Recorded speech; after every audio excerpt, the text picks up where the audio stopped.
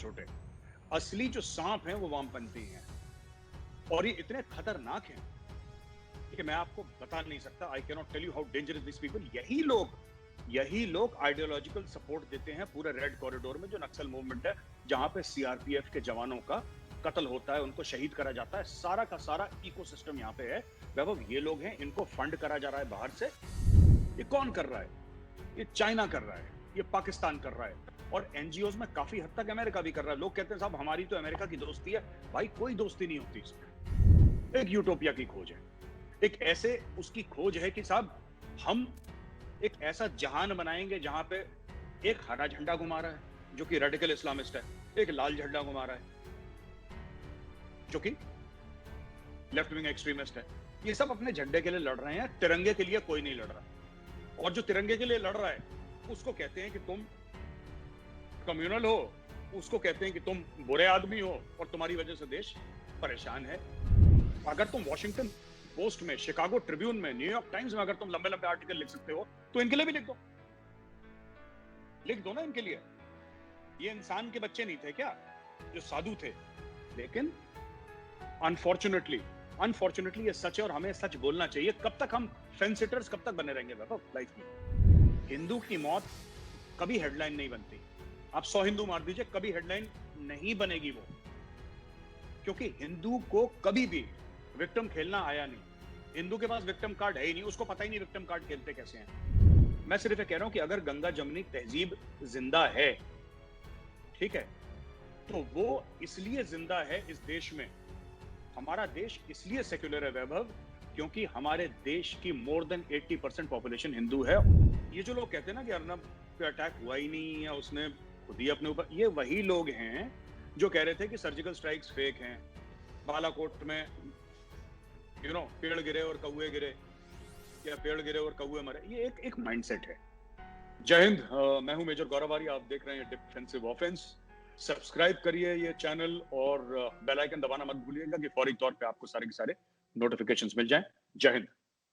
Sir, अक्सर हम अपने वीडियो में बात करते हैं कि इंडिया में कुछ ब्रेक इंडिया फोर्सेस हैं, कुछ ऐसी फोर्सेस हैं जो कि अलग अलग स्पेयर्स में हमारी सोसाइटी के एक्टिव हैं और वो इंडिया के इंटरेस्ट के अगेंस्ट में काम करती हैं, इंडिया के अंदर भी काम करती है और इंडिया के बाहर भी करती है। लेकिन सर हम कभी उनके बारे में बात नहीं करते। तो बहुत सारे व्यूअर्स का ये सवाल है कि सर ये फोर्सेस कौन है। सर वो हमको इनबॉक्स करते हैं ट्विटर पे, फेसबुक पे, व्हाट्सएप पे, वो पूछते जी हैं ये चीज की कि ये लोग कौन है। सर इनके बारे में सर थोड़ा बताएं कि सर ये पूरा डिजाइन क्या है और ये लोग कौन है। वैभव, पहली बात तो बहुत बहुत धन्यवाद, इतना बढ़िया टॉपिक जो चूज करा है इस बार। और ये जरूरी है। लोग अक्सर ये कहते हैं मुझसे कि भैया आप यू नो आप डिफेंस कंसल्टेंट हैं, एक्स आर्मी ऑफिसर हैं, तो आपको पॉलिटिक्स के बारे में बात नहीं करनी चाहिए, और पॉलिटिक्स के बारे में बात करते भी नहीं। लेकिन पिछले कुछ सालों से जो मामला चल रहा है देश में, 15-20 सालों से चल रहा है लगभग, हम कहते हैं आंतरिक सुरक्षा भी बहुत बड़ी बात है, 30 साल से लगभग। तो वैभव, आपने ये पूछा सबसे पहले कि ये लोग, देखिए शुरुआत इनकी कॉलेजेस और यूनिवर्सिटीज में होती है। जो प्रोफेसर्स हैं आपके, जो वामपंथी हैं प्रोफेसर्स, कई प्रोफेसर जेएनयू में वामपंथी हैं और कई प्रोफेसर जेएनयू के ऐसे हैं जिनकी कोई लेफ्ट की आइडियोलॉजी नहीं है, वो अपना काम करते हैं, दे आर प्रोफेशनल्स अपनी फील्ड के, रिस्पेक्टेड लोग हैं अपनी फील्ड के। तो पहले तो ये सेग्रीगेशन करना जरूरी है। जादवपुर यूनिवर्सिटी है और भी कई ऐसी चीजें हैं, एएमयू है, आपका जामिया है, जामिया मिलिया इस्लामिया, अलीगढ़ मुस्लिम यूनिवर्सिटी, ये सब दो। तो यहाँ पे देखिए दो चीजें हैं, मैं आपको बताता हूँ। पहली चीज तो ये है कि एक हार्डकोर लेफ्ट लीनिंग आइडियोलॉजी, जिनका भारत से कोई प्रेम नहीं है। और ये लोग, नरेंद्र मोदी तो आए हैं 2014 में, तो अगर आप ये बोलें कि हम मोदी के खिलाफ हैं तो स्वागत है, आपका, डेमोक्रेसी है। और क्यों? सब लोग थोड़ा ना बीजेपी को वोट देंगे, नरेंद्र मोदी को वोट देंगे, ऐसी बात नहीं है। आप इख्तिलाफ करिए, आप खिलाफ बोलिए, बिल्कुल खिलाफ बोलिए, आपका हक है बोलने का। मेरी प्रॉब्लम ये है कि ये लोग कई सालों से भारत के खिलाफ बोलते आए हैं। और इनमें से केरला के वो चीफ मिनिस्टर हैं जो ये कहते थे कि साहब जब मैं यंग मैन था 1962 में, जब मैं एक जवान आदमी था, 1962 में भारत और चीन का युद्ध हुआ, तो मैंने अपना खून भारतीय सैनिकों को देने से मना कर दिया और हमने रादर चीनियों के लिए एक ब्लड ड्राइव करी।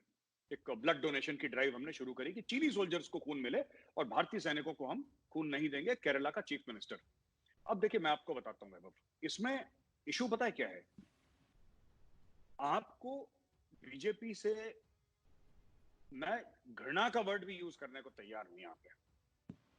लोग कहते हैं ना कि हम लोग ओपोनेंट्स हैं, एनिमीज नहीं हैं, यानी कि हम लोग एक दूसरे से मतलब हमारी राय नहीं मिलती है, लेकिन हम दुश्मन नहीं है। मैं तो दुश्मन तक का वर्ड यूज करने को तैयार हूं। मैं कह रहा हूं आपकी मोदी से दुश्मनी है, ठीक है, पर मोदी तो 2014 में आया था, तुम लोग 1962 के पहले से काम कर रहे हो, क्यों कर रहे हो?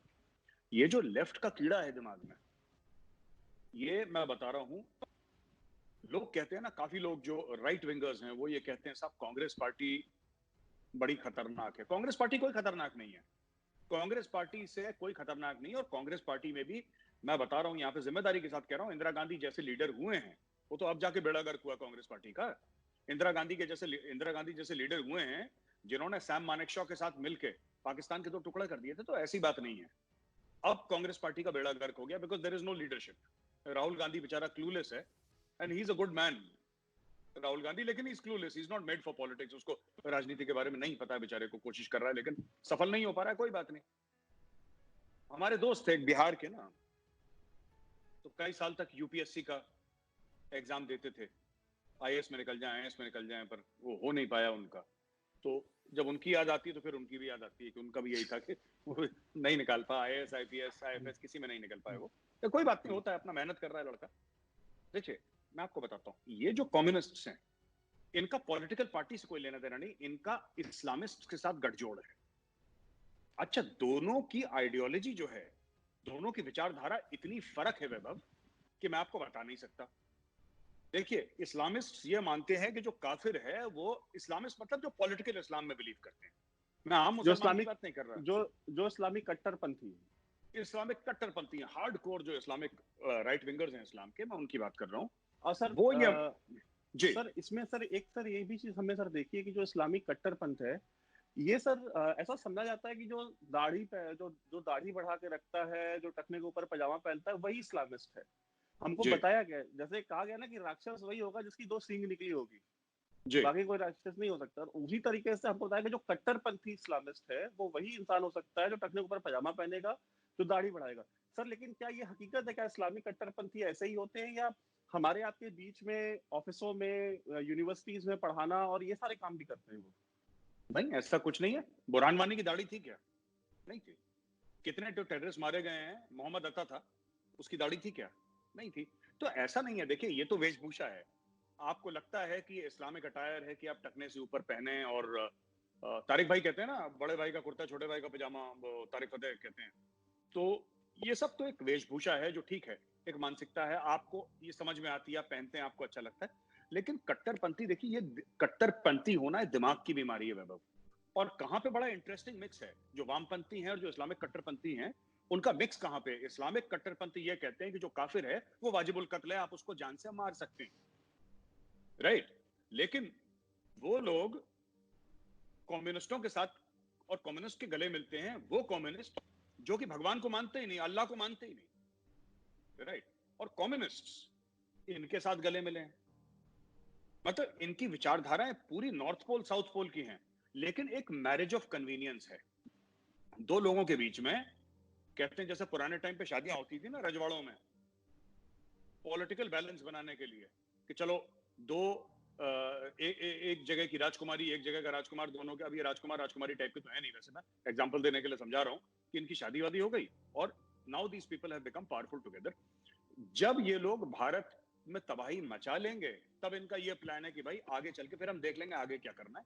फिलहाल तो the enemy of my enemy is my friend वाला सिस्टम ये लोग लेके ये चल रहे हैं आगे। पहली चीज, सबसे ज्यादा, और मैं बड़ी जिम्मेदारी के साथ कह रहा हूं वैभव, सबसे ज्यादा ये प्रॉब्लम शुरू होती है वामपंथियों की। कहां से होती है? यूनिवर्सिटी से। जो प्रोफेसर हैं, जो छोटे छोटे बच्चों को लेके, जो चाहे ग्रेजुएशन के लिए जा रहे हैं, चाहे पोस्ट ग्रेजुएशन के लिए जा रहे हैं, यूनिवर्सिटीज में जो पैनल बनता है प्रोफेसर्स का, वो आइडियोलॉजी के बेस पर सिलेक्शन होता है। और ये मुझसे 100 लोग कह चुके हैं ये, और मैं जेएनयू जा भी चुका हूं, ठीक है? अब तो मेरा मन भी नहीं चाहता वहां पे जाने का, लेकिन वहां पे आइडियोलॉजी के बेस पे आपको नंबर दिए जाते हैं, आइडियोलॉजी के बेस में आपको वापस उस वामपंथी सिस्टम में एब्जॉर्ब करा जाता है। सब कुछ आइडियोलॉजी के बेस में होता है। और आपकी जो लॉयल्टी है, आपकी जो वफादारी है, वो आपकी वफादारी एक वतन के लिए नहीं है। मेरी सबसे बड़ी प्रॉब्लम है एक आइडियोलॉजी के लिए इनकी वफादारी। इनकी वफादारी किसके लिए?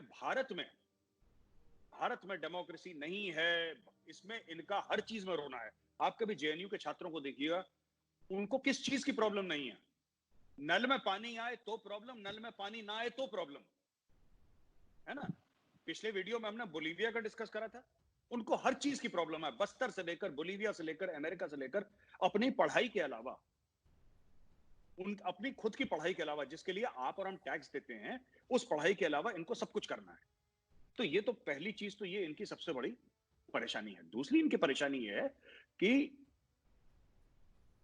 हो सकता है कांग्रेस अपने रास्ते से भटक गई हो वैभव। हो सकता है कुछ लोग उल्टे सीधे बयान कांग्रेस में देते हों, लेकिन जो लोग ये कहते हैं ना कि कांग्रेस देश के लिए खतरा है, कांग्रेस को तो आप छोड़ दीजिए, 2 मिनट के लिए छोड़ दीजिए, बच्चे हैं वो छोटे।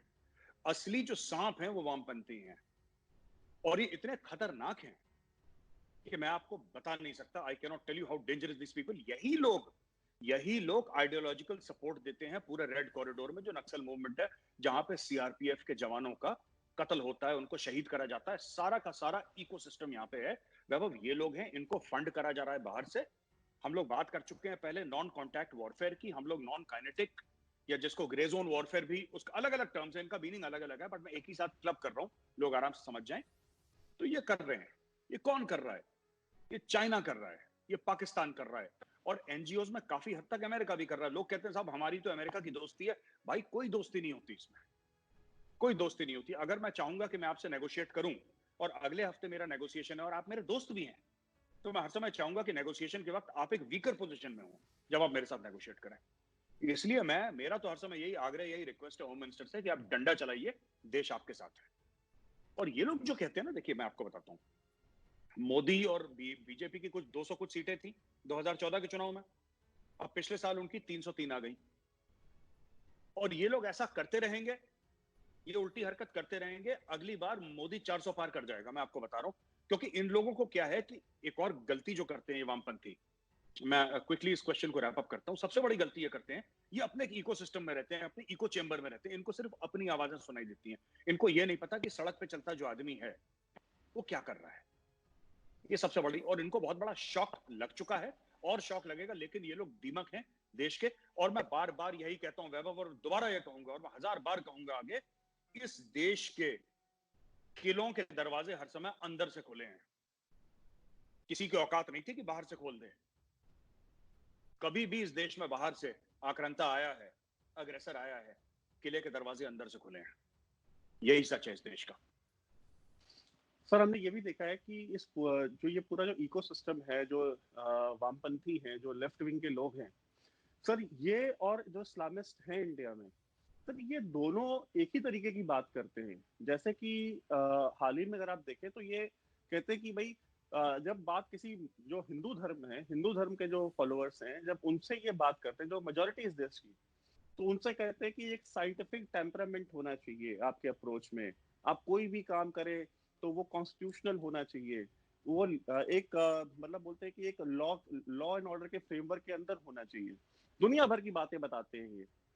लेकिन जहां पे ये बात माइनॉरिटी पे आ जाती है, वहां पे फिर ये सारी चीजें भूल जाते हैं। फिर ये साइंटिफिक टेम्परामेंट की बात नहीं करते, कॉन्स्टिट्यूशन की बात नहीं करते। फिर ये इस तरह के लोग हैं कि ट्रिपल तलाक को अगर गवर्नमेंट हटा रही है, हलाला को हटा रही है, तो उसको डिफेंड करने चले आते हैं ये। उस समय सर इनका साइंटिफिक टेम्परामेंट चला जाता है, और इस पूरी लॉ और ये काम करने में बड़े बड़े पत्रकार, बड़े बड़े पॉलिटिशियंस, बड़े बड़े एनजीओ वर्कर्स, सर ये सारे हैं, इसमें प्रोफेसर्स हैं यूनिवर्सिटीज के। तो सर इसके बारे में सर कुछ बताइए कि सर ये जो मतलब 180 डिग्री सर ये जो स्विच मारते हैं, सर ये कैसे होता है? ये 180 डिग्री स्विच नहीं मारते वैभव, ये एक एजेंडा है।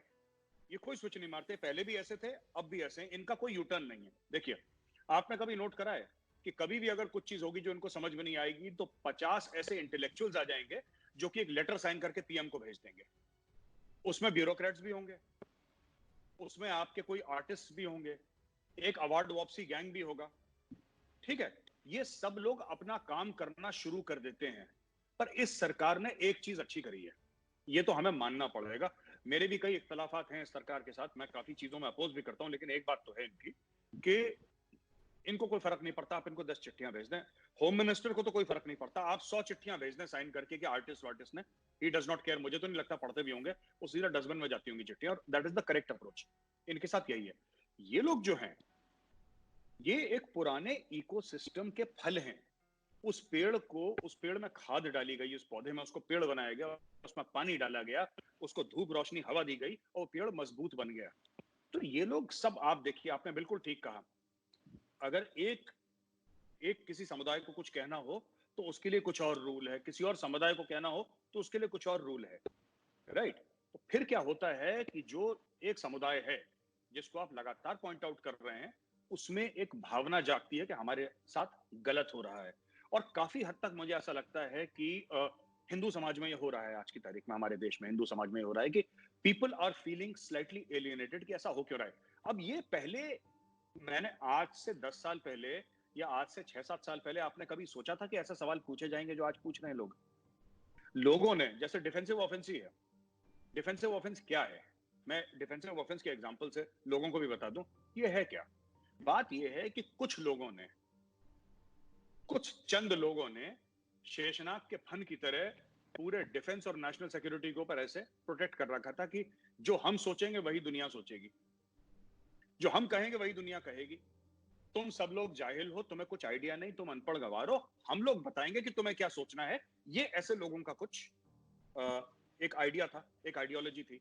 अब डिफेंसिव ऑफेंस आया, और डिफेंसिव ऑफेंस ने पूरी की पूरी, जिसको कहते हैं कि थाली पलट दी। अब हम ये कहते हैं कि ये एक ऑल्टरनेट व्यू है, और लोगों को समझ में आने लगा कि हाँ, ये ऑल्टरनेट व्यू है, और हम इस ऑल्टरनेट व्यू को चाहते हैं सुनना। हम अग्री करें डिफेंसिव ऑफेंस के साथ, नहीं अग्री करें, वो अलग बात है, लेकिन हम सुनना तो चाहते हैं कि, क्योंकि इन्होंने इतने सालों से ऑल्टरनेट व्यू सुनी नहीं थी। तो यही जो वामपंथी का इकोसिस्टम की आप बात कर रहे हैं, या आप इस्लामी कट्टरपंथियों की बात कर रहे हैं, ये लोग यही चीज करते हैं। तो ये लोग अमेरिका को कंडेम करेंगे। आपने कभी देखा है जेएनयू में कैंडल लाइट मार्चेस? मुझे तो पता नहीं क्या फारिग टाइप के स्टूडेंट्स हैं वहां पे, सबकी बात नहीं कर रहा, पर जो ये सब कैंडल लाइट और साबरमती ढाबा ये सब ड्रामा करते हैं, अमेरिका के खिलाफ वहां पे कैंडल लाइट मार्च हो रहा है। चाइना के खिलाफ कभी नहीं होता भाई। अगर आपका दिल सच्चा है तो आप बोलिए ना चाइना गलत कर रहा है, आप कैंडल लाइट मार्च निकालिए। चाइना के खिलाफ क्यों नहीं निकाल सकते आप? जब अमेरिका, चाइना तो हमारा नेबर है, पड़ोसी हमारा, हमारा बॉर्डर चाइना के साथ मिलता है, line of actual control China के साथ ही है, हमारा चाइना के ज्यादा इंपैक्ट पड़ता है बनस्पत की हमारे अमेरिका से।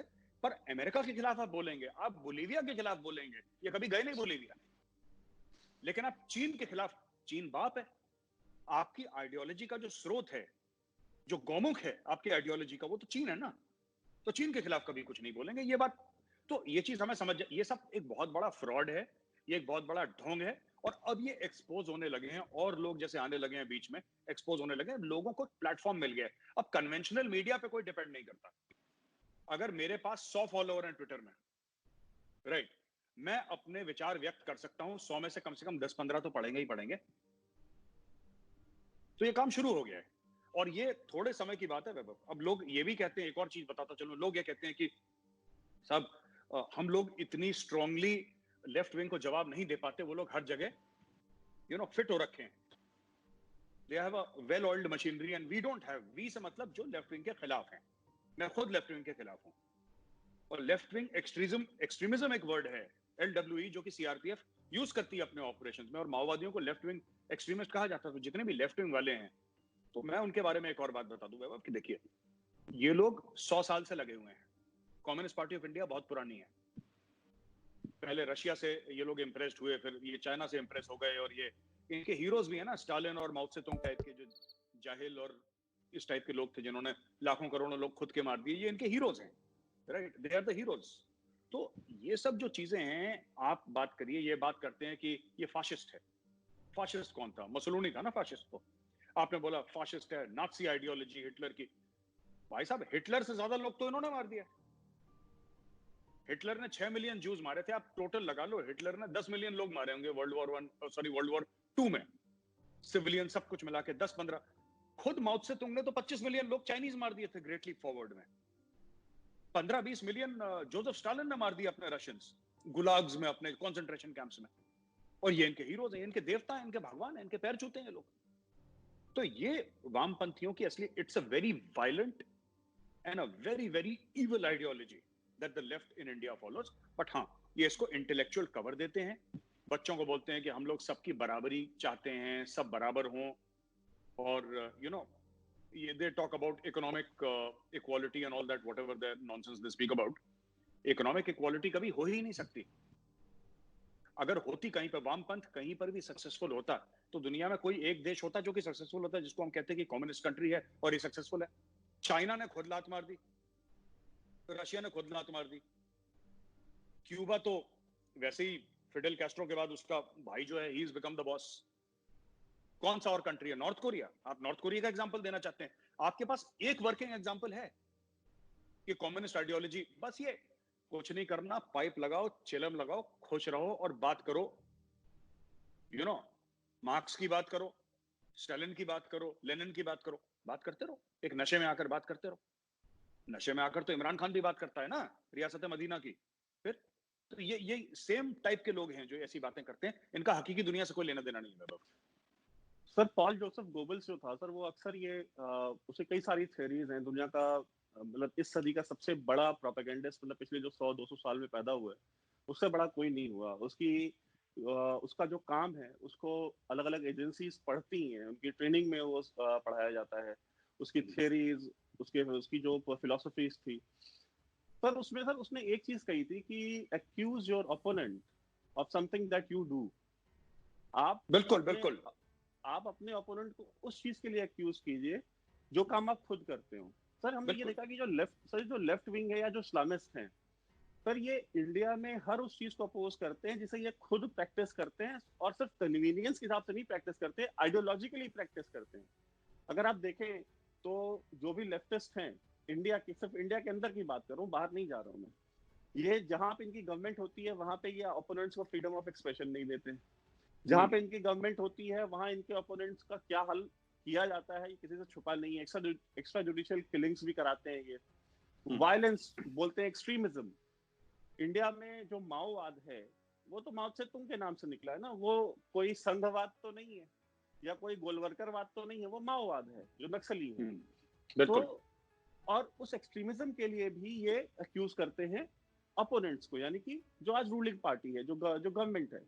कहते जी। हैं कि हिंदूज में जो है, जैसे अगर आप दूसरी तरफ जाएं, जो इस्लामिस्ट हैं, वो कहते हैं इंडिया में हिंदू एक्सट्रीमिज्म बढ़ रहा है।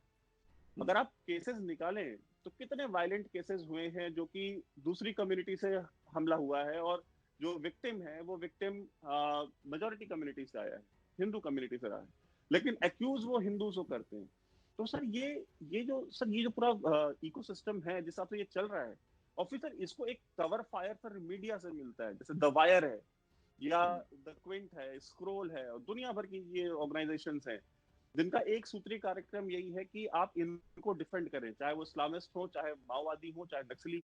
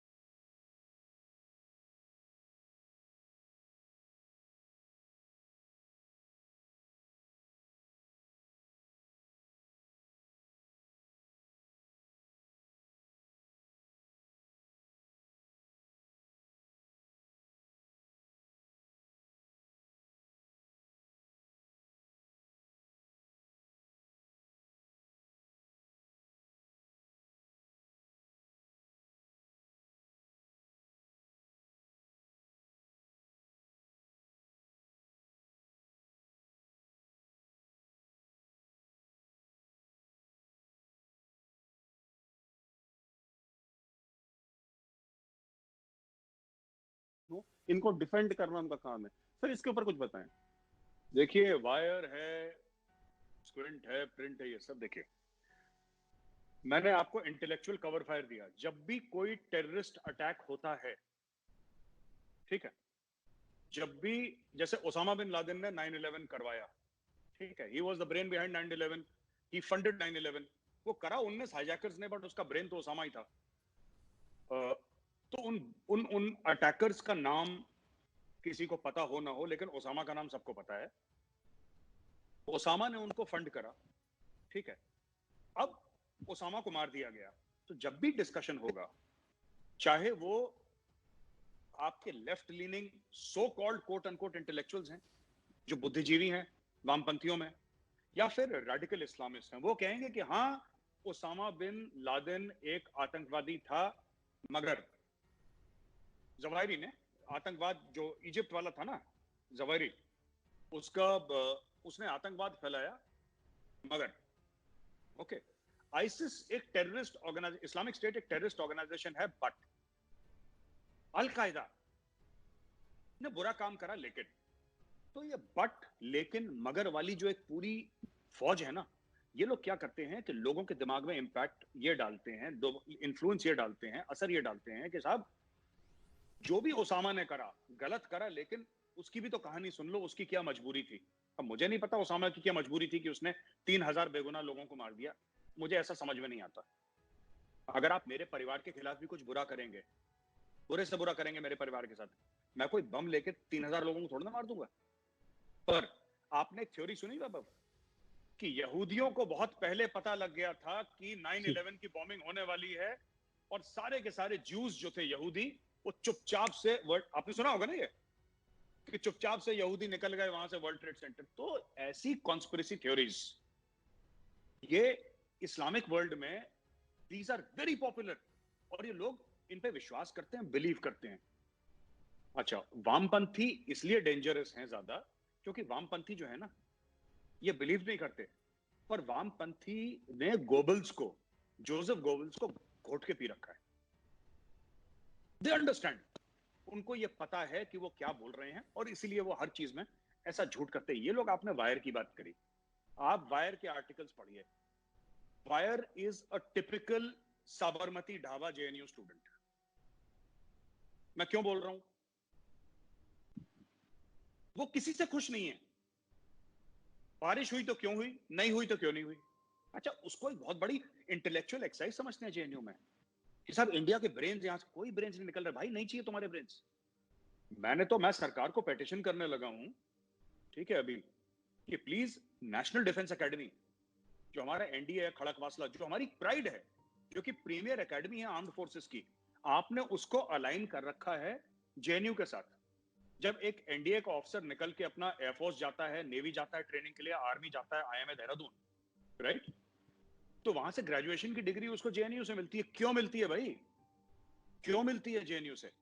व्हाई कांट यू डिक्लेयर, मतलब it part of Delhi university और समदर यूनिवर्सिटी।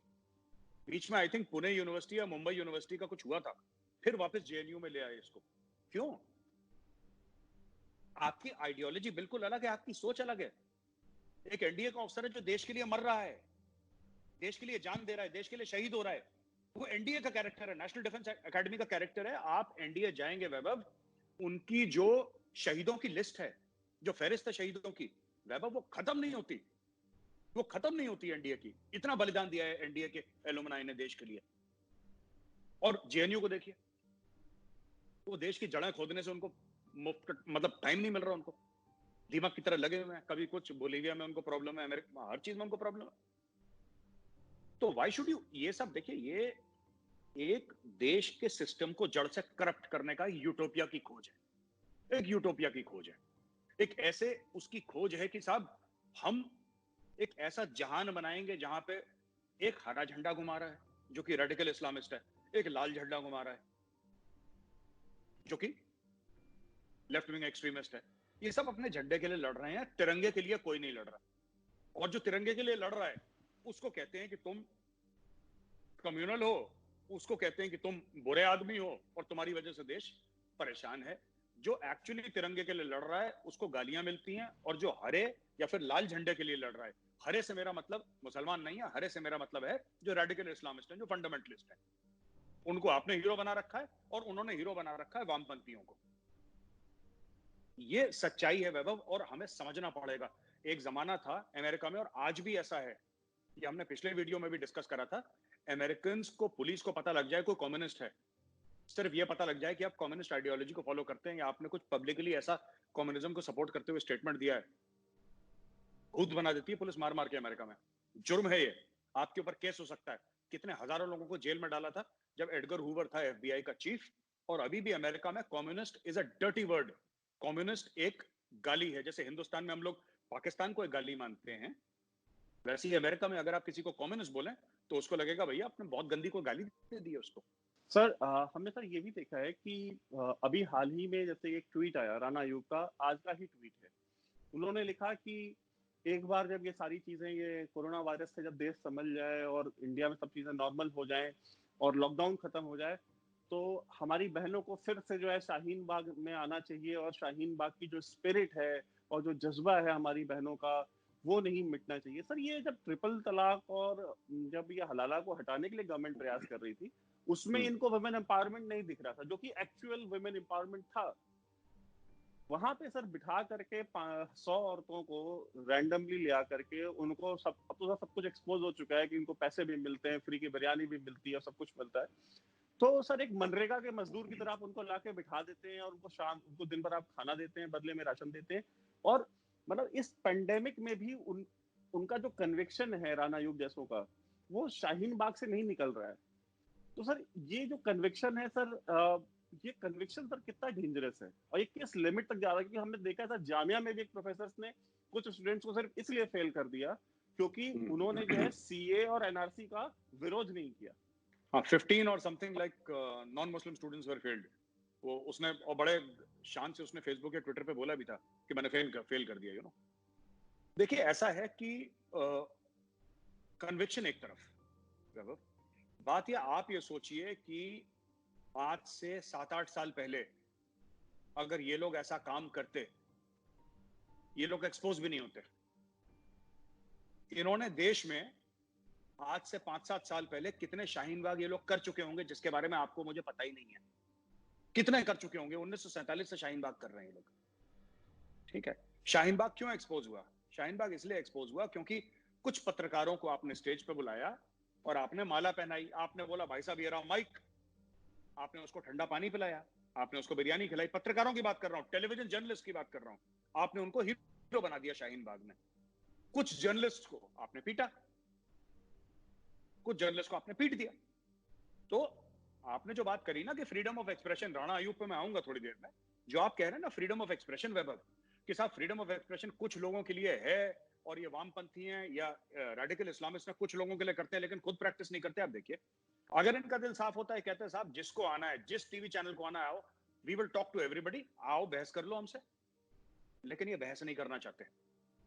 मेरी एक शिकायत है अमित शाह जी से, मुझे पता है वीडियो कभी नहीं देखेंगे अमित शाह जी, लेकिन मेरी शिकायत है अमित शाह जी से, सर हिंदुस्तान ने वोट दिया। हिंदुस्तान ने क्यों वोट दिया? हिंदुस्तान ने मजबूत लीडरशिप के लिए वोट दिया। बीजेपी की सरकार की लाख कमियां होने के बावजूद एक मजबूत लीडरशिप में वोट दिया। वो मजबूत लीडरशिप कहां है? शाहीन बाग क्यों हुआ? मुझे अपने पिताजी को, मैं अभी तक नहीं भूलता, मेरे पिताजी 82 इयर्स के हैं, उनको ऑल इंडिया मेडिकल इंस्टीट्यूट ले जाने के लिए मुझे 3-3.5 घंटे लगे। क्यों लगे मुझे 3-3.5 घंटे? क्यों नहीं वहां पे सीआरपीएफ छोड़ी गई और डंडे बजवाए? अगर योगी आदित्यनाथ कर सकता है यूपी में, इन्होंने कोशिश करी थी लखनऊ में शाहीन बाग बनाने की, रात रात को गायब कर दिया पुलिस ने, है ना। बड़ा फेमस एक डायलॉग है जो पुलिस वाले अक्सर बात करते हैं, मैं भी पुलिस वाले के परिवार से हूं, आप भी पुलिस वाले के परिवार से, आपको पता होगा कि अगर पुलिस चाहे तो मंदिर के आगे से चप्पल चोरी नहीं हो सकती। एक बड़ा फेमस डायलॉग है कि अगर पुलिस चाहे तो मंदिर के आगे से चप्पल चोरी नहीं हो सकती। ये क्यों हुआ शाहीन बाग? पूरा देश सपोर्ट करता, वहां पे लाते टीयर गैस और ठोकते सबको, अच्छी तरीके से लाठी चार्ज करते कोई नहीं आता। अगर आपको प्रोटेस्ट करना है, आपका हक है प्रोटेस्ट करने का, आपका फर्ज है। आप जाइए जंतर मंतर प्रोटेस्ट करने के लिए, आप जाइए अपना रामलीला मैदान प्रोटेस्ट करने के लिए। किसने बोला आपको बीच सड़क को ब्लॉक करने के लिए? Who told you to block the road? आपने लोगों की खोपड़ी पे पिस्टल रखी, आपने पूरे मुल्क को ब्लैकमेल करा कि हम हर जगह शाहीन बाग। अब देखिए क्या होगा, मैं आपको बताता हूं। लोगों में हो गया फ्रस्ट्रेशन। मैं तो भगवान से यह प्रार्थना करता हूं कि कभी इसकी वजह से सड़क पे वायलेंस ना हो जाए, क्योंकि जब शाहीन बाग 70-80 दिन हो चुके थे शाहीन बाग को, जब लोगों के सब्र का पैमाना जो कहते हैं छलक चुका था और लोग परेशान हो चुके थे, तो जो आम लोग थे वो सड़क पे आ गए और शाहीन बाग की तरफ मूव कर रहा, उनको पुलिस वालों ने रोका, दिल्ली पुलिस ने रोका था उनको। वो शाहीन बाग की तरफ बढ़ गए थे, 100 लोगों की भीड़, कि हम लोग देखते हैं हमारे बच्चे स्कूल नहीं जा पा रहे। तो ये गुंडागर्दी है, ये फंडेड है। ये शाहीन बाग वाला पूरा मामला ये पाकिस्तानियों का फंडेड है, पूरा फंडेड है मामला ये। और पाकिस्तानी क्या देखते हैं? कुछ लालची नेता, कुछ लालची नेता ये कर देंगे, कुछ लालची नेता वो कर देंगे। इनको क्या चाहिए? हमारे यहाँ भी तो नेता ऐसे हैं ना, अलग अलग पॉलिटिकल पार्टी से। सभी पॉलिटिकल पार्टीज में कुछ कुछ ऐसे नेता आपको मिल जाएंगे, ज्यादातर ठीक मिलेंगे, लेकिन हर एक पॉलिटिकल पार्टी में आपको कुछ कुछ नेता ऐसे मिल जाएंगे, 8-10 लाख रुपए जेब में डालो, फिर लेट जाएंगे जमीन पे। And these are the people that the agencies use. यार सर अक्सर ये बात की जाती है कि अगर ये पाकिस्तान से पैसा मिल रहा है तो इनको गवर्नमेंट क्या करे, गवर्नमेंट क्यों नहीं पकड़ लेती? ये डिफेंस यूज करते हैं, ये जो जितने शाहीन बाग टाइप के ये जो लेफ्ट जो इस्लामिस्ट और जो लेफ्टिस्ट हैं। सर एक छोटा सा एग्जांपल है, जैसे कि अगर कोई भी ग्लोबल एनजीओ है, अगर पाकिस्तान को पैसा देना है तो न देने वाला बेवकूफ है, न लेने वाला बेवकूफ है। वो इंटरनेशनल एनजीओ है, उसको उसने कहा कि भाई चलो ठीक है, हम तुमको $10 मिलियन का डोनेशन देते हैं हमारे लंदन के ऑफिस में। तुम्हारा जी तुम्हारी तुम्हारे एनजीओ का एक ऑफिस दिल्ली में है। उस 10 मिलियन में से तुम 1 मिलियन रख लो, 9 मिलियन जो है तुम अपने दिल्ली वाले ऑफिस में दे दो। सर ये हाँ सब कुछ लीगल फ्रेमवर्क में, कोई लीगल फ्रेमवर्क में तो नहीं। नहीं वहां से पैसा आया दिल्ली के उस एनजीओ के ऑफिस में, और वहां से उनके जो लोग हैं, भाई एनजीओ है, एनजीओ के पास अथॉरिटी है वो लीगली की वो पैसा दे सकता है लोगों को। उसने पैसे दे दिए, चाहे वो खाना के नाम पे दे दे या कोई सोशल सर्विस के नाम पे दे दे, एनजीओ का काम ही वही होता है। तो सर जी अब इसमें आप क्या कर सकते हैं? तो ये इसको अगर ये इलीगल नहीं है तो इसका मतलब ये नहीं है कि वो गलत नहीं है। आप ये अक्सर ये जो लोग हैं ये इस चीज को सर ये तफरीक करना भूल जाते हैं कि बड़ी थिन लाइन होती है इलीगल और गलत और सही गलत में।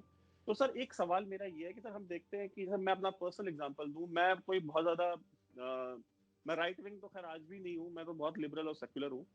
और हम दोनों ही लिबरल सेक्युलर है, लेकिन ये जो चीज हमारे अंदर जो ये जो गुस्सा है इनके अगेंस्ट, सर इसको इन्होंने ही तो जन्म दिया है ना, या जो मेजोरिटी कम्युनिटी है इस देश की।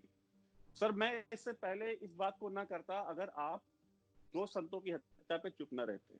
मैं इस बात को कभी ना उठाता अगर आप जितना सपोर्ट आपने शाहीन बाग के लिए किया उतना सपोर्ट अगर आप ओआरओपी के लिए भी करते उसी दिल्ली शहर में।